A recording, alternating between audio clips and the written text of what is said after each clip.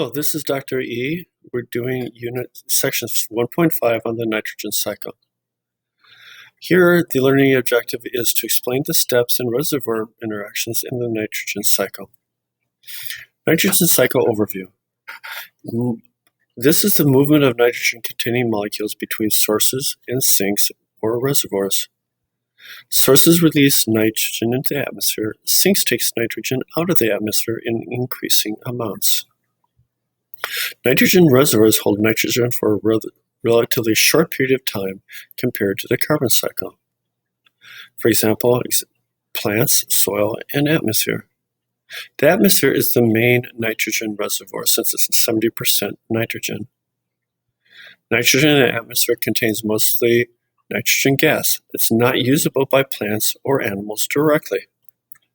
However, nitrogen is a critical plant and animal nutrient because it's found in all living organisms as DNA and amino acids to make proteins. So how do living things take in nitrogen if most exist as unusable or inert nitrogen gas?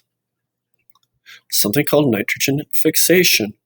You need to know this picture very, very well. So the process of nitrogen gas being converted into biologically available ammonia, which is usable by plants, or nitrates, which are usable by others. First thing is by lightning. Lightning can do that, but also nitrogen-fixing bacteria in nodules in the soil. Certain bacteria live in soil or symbiotic relationship with plant roots can convert nitrogen into ammonia. That happens over here. Rhizobacteria are a type of bacteria that live in root nodules of the legumes, such as peas or beans, and fix nitrogen for them in return for amino acids from the plants.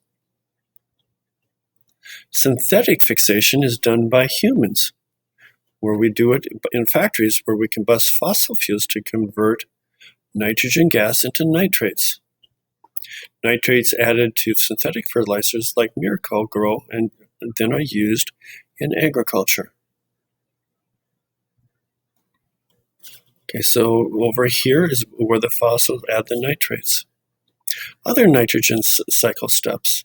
Assimilation is plants and animals take in nitrogen and incorporate them into their body. So assimilation occurs over here. Plant roots take in nitrate or ammonia from the soil. Animals assimilate nitrogen by eating plants or other animals. There or over here.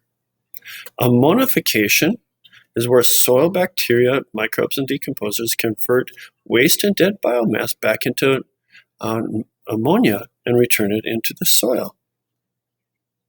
That happens right here. So they decompose and put it back into the soil.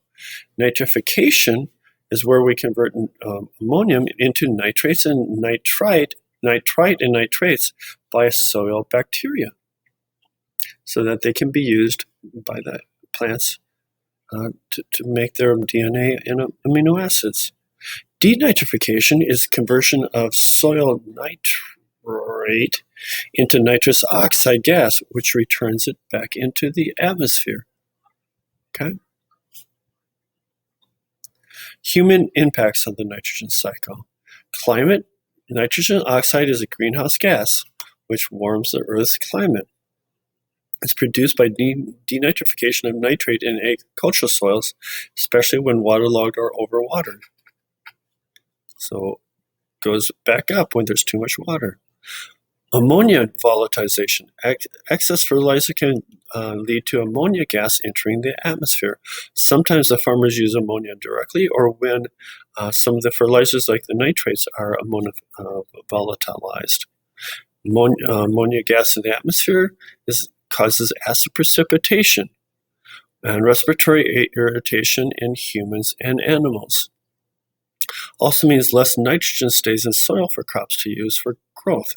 Therefore, the farmers lose money. Also, leaching and eutrophication, where synthetic fertilizers used leads to nitrates leaching or being carried out of soil by water. Goes down here, goes into the soil, and can cause goes into the local waters, causing algae blooms.